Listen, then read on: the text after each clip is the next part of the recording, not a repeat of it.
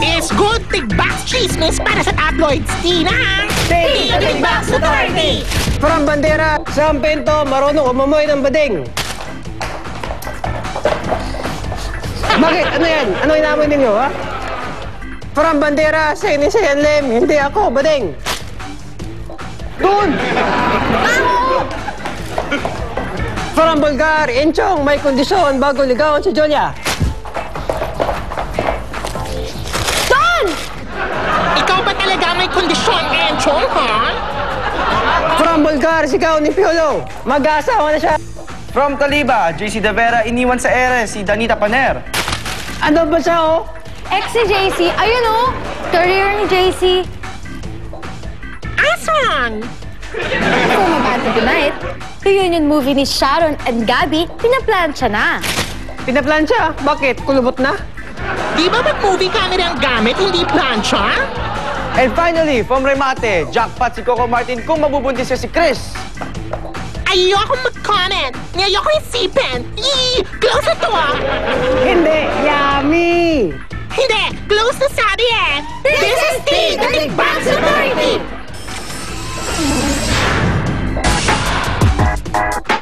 Ganun talaga sa umpisa, pagka sikat ka, pag may pera, parang hindi mo alam kung paano magastusin.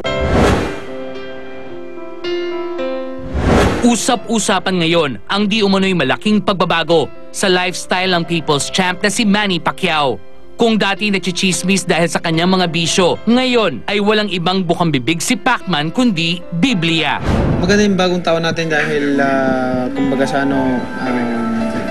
nalapit na tayo sa Panginoon at sumusunod tayo sa kanyang kautusan. At siyempre, yung pagiging malapit sa Panginoon is napakasaya. Isa sa sinasabing instrumento sa pagbabagong ito ni Pacman ay ang asawang si Jinky. It's an answered prayer, kumbaga. Wala nang party-party masyado. Bakit masyado bang ma-party si Manny no?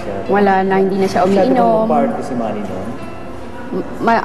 Halos gabi-gabi nagpa-party, tapos casino, Wala ganyan. nang masyado. Hindi na talaga siya Milk na umiinom. lang. Oo, yun na lang. So, Bawal na yung malasing, ganyan. Basta kahit wine, ayaw niya na. kasi of course yung issue ng pambababae, nasanay ka na doon, di ba? Parang hindi mo na masyadong iniintindi, no? Sabi ko sa kanya, hindi naman dapat. Maging okay lang ako lagi. Hanggang sa pagtanda ko na ganun yung ginagawa mo, hindi pwede sa akin yun. Ayoko rin mangyari sa mga anak ko yun. Siguro pagdating ng panahon, pag nag-asawa na yung mga anak ko, tapos mapifeel niya yung ginawa sa kanya sa anak niya. So, syempre, hindi rin siya papayag na ganun. So, sabi ko, talagang mag-stop na. Kung ayaw mo mag-stop, edi magsaka na lang sa buhay. Huwag naman. Doon sa mga babaeng may balak umali-aligid kay Manny. I'll pray for them. Yeah.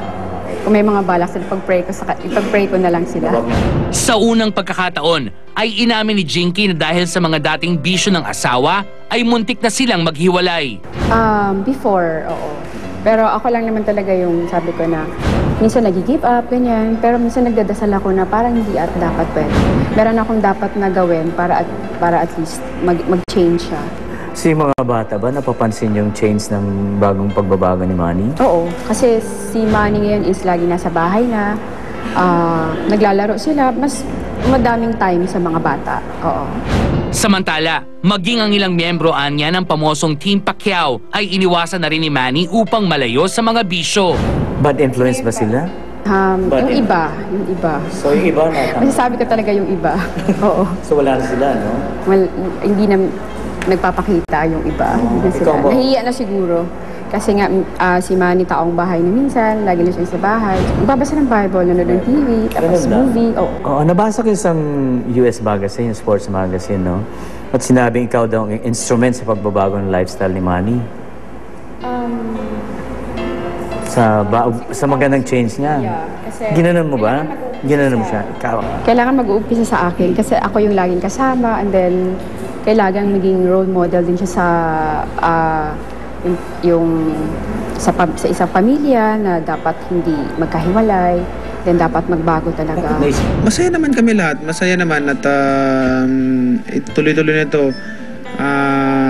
Siyempre, pati mga bata, may time na ako sa pamilya ko. Wala nang problema.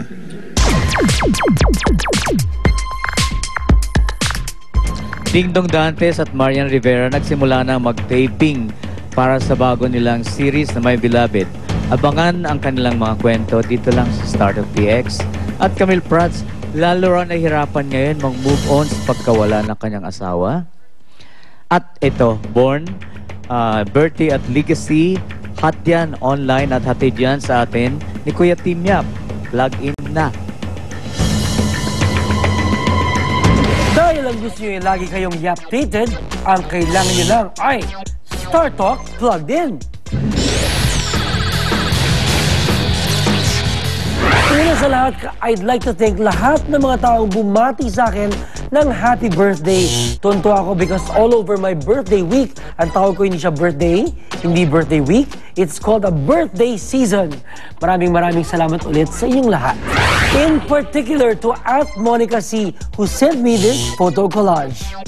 And all you guys who organized my birthday asalto. And my close friend Rachel Weiss, who even flew in just for my birthday. She even blew my cake. O diba? Close. Not, of course, andito po si Rachel Weiss, si Jeremy Renner, at parating pa lang si Ed Norton para mag-film ng Born Legacy. Alam niyo bang kasama rin ako sa Legacy? Legacy not Born Legacy. Mainit! Just like Lovey. Love it po! Pero syempre, pag picture taking, kailangan sosyal ang dating. Kagaya ng pulang monoblock. Sosyal. But enough about me. Of course, I have to keep you updated sa mga showbiz happenings.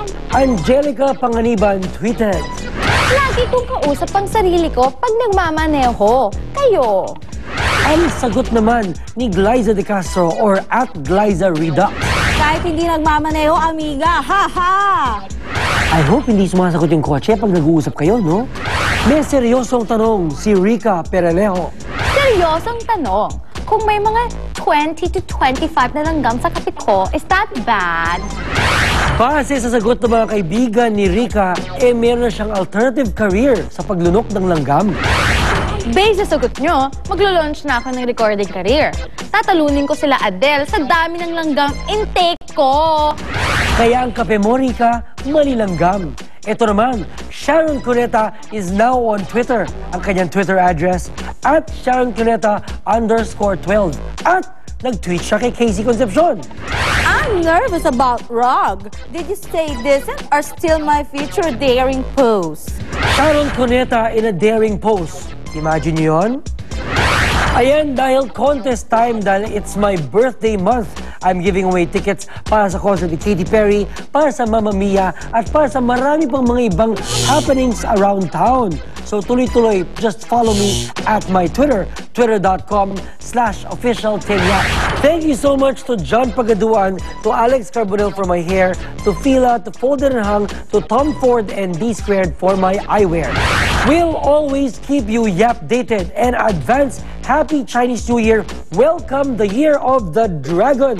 Tuloy-tuloy ang ating pag-update with each other. This is Tim Yap, Unplugging.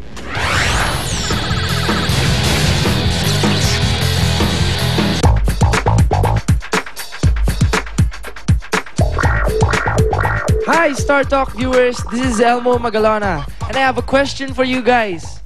Gusto nyo ba makakuha ng live fan sign from me? Well, kung gusto nyo, you just gotta do the following.